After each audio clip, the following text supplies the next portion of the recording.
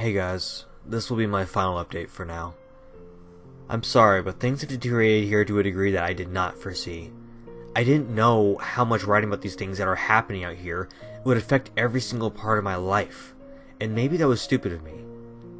Maybe I should have considered it more seriously.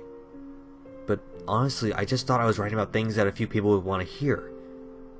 I didn't think it would get this much attention. People ask me about the stairs now. It doesn't happen every day, but when it does happen, I never really know what to say to them. My bosses know someone is talking about them, and I'm sure that if they know, the higher-ups know too. And I can tell you that they are not happy about it. I've been formally told that I am not to speak a word about them to anyone anymore, which is part of the reason this has to be my final update. I can't risk my job for this. As much as it's been wonderful to get a lot of these things off my mind, I still do love my work, and I need to be out there. If anything, my being aware of what's really going on is enough reason to stick it out. I may not be able to tell people that they're out there, but if I see them, I can at least direct traffic away to somewhere safer. Because of the amount of attention the stories have gotten, I've heard a lot of stories being swapped back and forth. I've heard so many I can't even remember most of them. The ones I do remember, they're the ones I wish I forget the most. One story that's made the rounds here was about a young woman who disappeared upstate. Initially, everyone assumed she was a runaway. She didn't come from a great home life, so it really wasn't any kind of surprise that she'd choose to cut and run. But people started coming forward saying that they'd seen her around the park shortly before she vanished. So some of the rangers in the area were sent out to make sure that she hadn't hung herself or something of any kind to the back trails.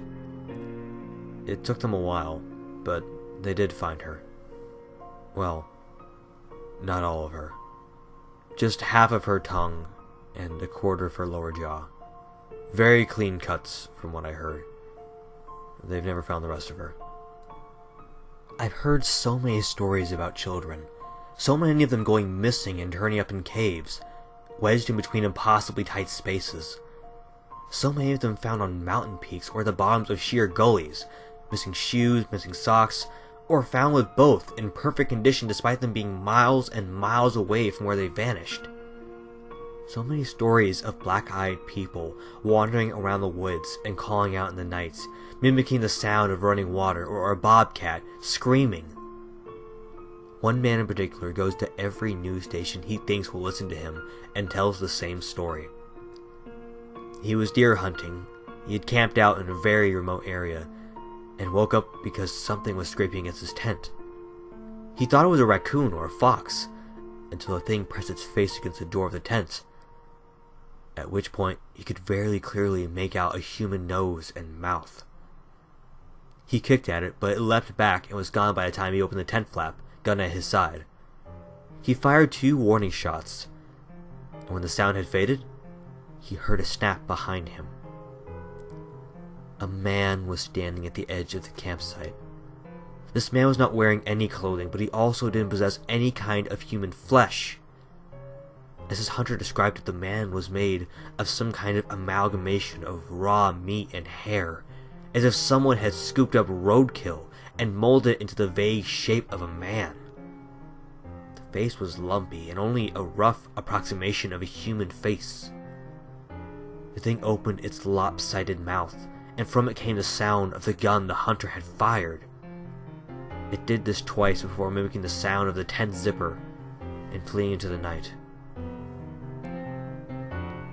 A young couple out for a hike in the rocky areas of my park reported to me yesterday that they had seen something strange out on a peak I'm very familiar with. They were taking turns looking through a pair of binoculars when the man noticed a hiker climbing up a very steep part of the cliff face. He watched the man scale the slope, and it didn't occur to him until the incident was over that this person had no climbing gear. When the climber reached the top of its peak, which was about 5 miles away, they turned and faced the young man. He said whoever or whatever this person was looking right at them. The climber waved in an exaggerated manner before snapping in half at the waist, sideways, and leaping off the peak. The young man didn't see where the climber landed. I sent them on the way with assurances that I took it out. I lied. I won't be turning in a report because there are 10 others exactly like it. Climber is well known in that area. I don't even question it anymore. There are so many things that I won't be able to understand about my job. And it would take me years to relate to all the things I've heard in the last few months alone. When I feel like my job isn't in jeopardy, I'll come back. It may be in a different format, but I will come back. Thank you all for sticking by my side and enjoying the things I've talked about. If you go out into the woods, I encourage you to be safe. Bring water, food, survival equipment. Let people know where you're going and when you'll be back. Don't go on uncharted paths unless you know exactly what you are doing. And above all, don't touch them, don't look at them, and don't go up them.